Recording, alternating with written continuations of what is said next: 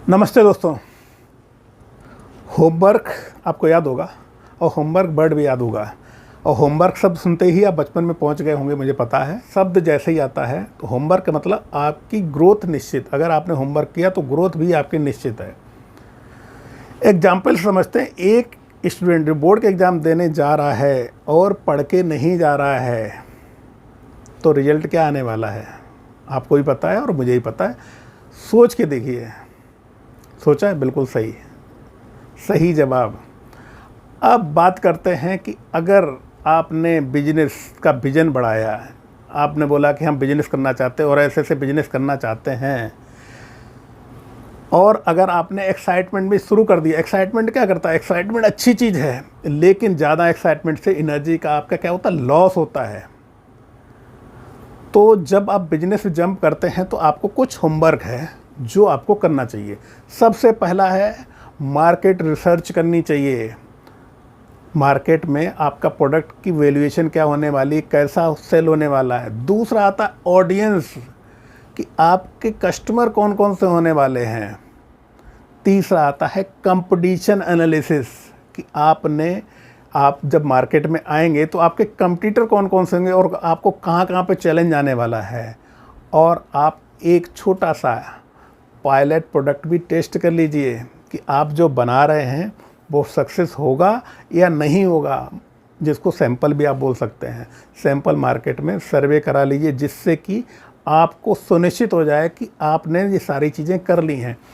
अगर आपने ground work जितना अच्छा कर लिया है तो बिलीव मी, आपको बिजनेस में कोई चैलेंज नहीं आने वाला है, अगर ये आपने सारे पॉइंट कवर करे हैं तो।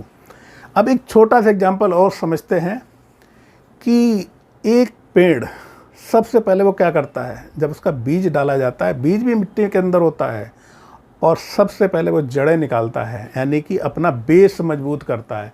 उसके बाद अपने आप को फैलाता है ऊपर ज़मीन के बाहर, तब फैलाता है जब उसका बेस बहुत मजबूत हो जाए। और जितना पेड़ बड़ा होता है उसकी जड़ें भी बहुत जगह फैली होती हैं। आपका भी बिजनेस, अगर आप बिजनेस बढ़ाना चाहते हो तो अपना जो ग्राउंड वर्क है उसको ज़बरदस्त कर लीजिए। किसी प्रकार का आपके पास चैलेंज नहीं आने वाला। अगर आपने होमवर्क किया है ढंग से तो आपको कोई भी बीट नहीं कर सकता। चैलेंज के लिए ही आपके पास होता है कोच और एक मेंटर और एक ट्रेनर।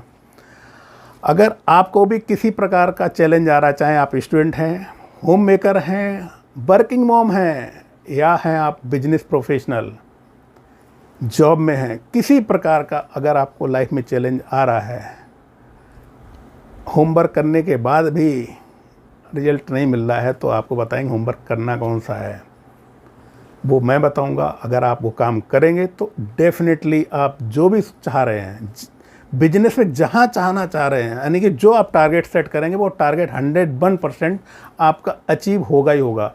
स्टूडेंट में जहां पे जो स्किल चाहते हैं वो भी आपको 101% मिलेगी। बाकायदा आपको राइट होमवर्क करना है।